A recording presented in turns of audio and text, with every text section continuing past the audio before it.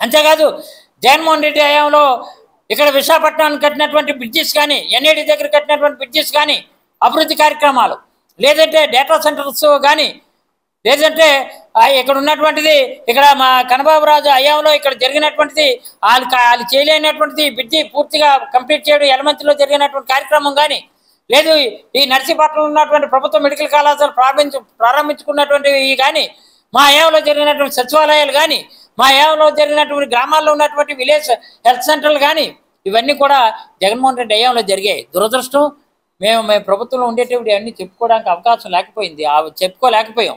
లేదులే అభివృద్ధి కార్యక్రమాలు అనేది ప్రభుత్వంలో భాగంగా జరుగుతున్నాయి అనుకున్నాం తప్ప ప్రతిదానికి రాజకీయాలు చేస్తారు.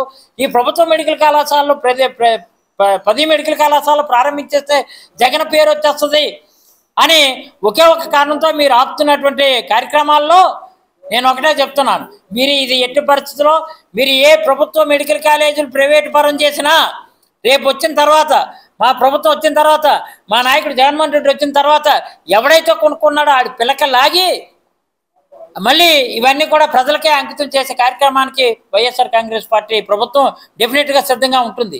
అందుకనే పెద్ద ఎత్తున నిన్న జరిగినటువంటి లక్షలాది మంది చూసి గుండెల్లో రైలు పరిగెడుతున్నాయి. రాష్ట్రం అంతా ఇదే విషయాలు చెప్పుకుంటున్నారు. రాష్ట్రం మొత్తం మీద కాదు, తెలుగుదేశం వాళ్ళు కూడా అప్పుడే గూడు పుటానీలు వేసుకుని ఏంటి జగన్ అడుగేస్తే జనం, మాట్లాడితే జనం వస్తున్నాడంటేనే కెవ్వెత్తున పెరిగెడుతున్నటువంటి కేరింతల తాలూకు హోరు, ఒక బ్రహ్మాండమైనటువంటి వర్షపు జోరు, ఇవన్నీ కూడా ఎలాగ వస్తున్నాయి? జగన్మోహన్ రెడ్డి అడుగులు ఎడుతుంటే ఇంత పెద్ద ఎత్తున ప్రజాస్పందన ఎందుకు వస్తుందని అంటున్నారు. ఇప్పటికైనా కళ్ళు తెరవాల కూటమి నాయకులు, ఇప్పటికైనా ఉన్నటువంటి ప్రజా సంక్షేమం కోసం చేస్తున్నటువంటి కార్యక్రమాల పట్ల రాజకీయం చేయకూడదనేదే మేము ఈ సందర్భంగా పత్రికాముఖంగా మీడియా ద్వారా హెచ్చరిస్తున్నాం. ఒక నేరాజన పోలీసులు విపరీతమైనటువంటి ఆంక్షలు విధించారు. ఇక్కడ ఉన్నటువంటి యలమంచిలి ఎస్ఐ పేరు, లేడీ పేరు ఏం పేరు, సావిత్రి అనే ఎస్ఐ కూడా ఓవర్ యాక్షన్ చేసింది. ఆవిడ ఇంకా తెలుగుదేశం ప్రభుత్వంలోనే చేయాలనుకుంటుందేమో. ఇంకా ఎందుకంటే ఇప్పుడు ఉన్నటువంటి పోలీసులు అయితే చాలా ఇది, కొంతమంది, అందరూ కాదు, కొంతమంది బాగానే సహకరించారు. ఇక్కడ ఉన్నటువంటి ఎస్ఐసిఐలు తెలుగుదేశం గవర్నమెంట్లో చేద్దాం, మిగిలిన గవర్నమెంట్లో ఇంకా మనం ప్లెయిన్ ఏరియాలు ఎక్కడ ఉండక్కర్లేదు, శంకరగిరి మాన్యాలు చూడొచ్చని అనుకుంటున్నారేమో. ఇష్టారాజ్యంగా ఇక్కడికి ఉన్న జగన్ కోసం, జగన్ మా నాయకుడి కోసం ఎవరు కూడా, సత్యబాబు గారు మాట్లాడారు, ఎస్పీ గారితో మాట్లాడారు, కటౌట్లు పెట్టవద్దని ఎవరు చెప్పలేదే, పైనుంచి అధికారులు చెప్పలేదే. జనాలు ఏమి బ్యానర్లు వేసుకున్నా, లేకపోతే డప్పులు పెట్టుకున్నా, లేకపోతే అడవడి చేసుకున్నా, పబ్లిక్ న్యూసెన్స్ చేసి రాలేదే.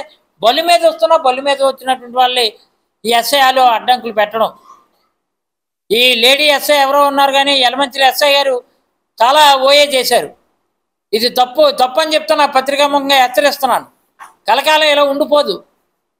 ఇక్కడ ఉన్నటువంటి వాళ్ళందరూ కూడా జగన్మోహన్ రెడ్డి రోడ్డు వెంపడి వస్తే కృష్ణంపాలెం నుంచి పెద్ద ఎత్తున మా చెల్లెమ్మలందరూ కూడా పరుగున వచ్చారు. వాళ్ళు బాధ చెప్పుకున్నారు. ఎందుకంటే జగన్మోహన్ రెడ్డి హయాంలో కాదు, రాజశేఖర రెడ్డి హయాంలోనే వీళ్ళ భూమిని 2008లోనే జగన్మోహన్ రెడ్డి తండ్రి గారైన రాజశేఖర రెడ్డి గారు ఉండేటప్పుడే SCZ కోసం భూమిని ఎక్వైర్ చేశారు.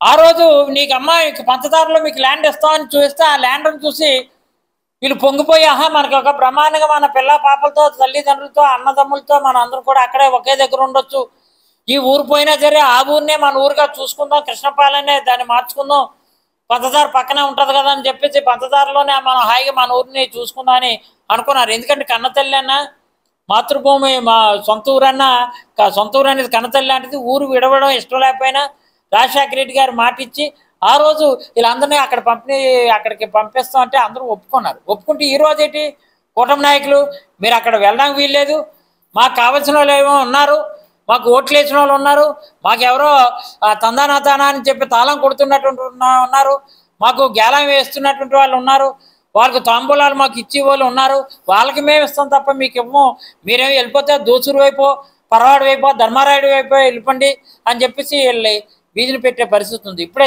చెల్లెమ్మలు కలిశారు.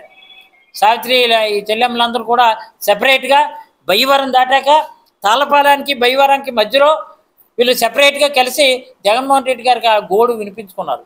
వీళ్ళ గోడు వినిపిస్తే, మీకు ఏం జరిగినా నేను చూసుకుంటానేమో, మీతో పాటు మీరు చేస్తున్నటువంటి పోరాటంలో మీకు అండగా ఉంటామని చెప్పారు. అంటే జగన్మోహన్ రెడ్డి గారు వాళ్ళు ఏంటంటే ఆయన రోడ్డు వెంపడ వస్తుంటే ఎంతోమంది వాళ్ళ ఆవేదన చెప్పుకోవడం కోసం మధ్యలో కలిసి కలుపుకోవడానికి ఒక అవకాశం కలిగిస్తే పోలీసులు అడ్డుకోవడమా? ఎన్ని అడ్డుకున్నా, చంద్రబాబు నాయుడు ఎన్ని కుయుక్తులు చేసినా ఎక్కడికక్కడ నేరాజనాలు. జగన్మోహన్ రెడ్డి గారు మా నాయకుడు వస్తున్నాడు, మమ్మల్ని ఆదుకోవడానికి వస్తున్నాడని సామాన్యులు, పేదవాళ్ళు, పేదవాళ్ళు, కూలి వాళ్ళు, రెక్కాడితే డొక్కాలు లేనటువంటి పేద ప్రజలందరూ కూడా మధ్యలో ఆయన చెప్పుకోవడానికి అవకాశం దొరికింది.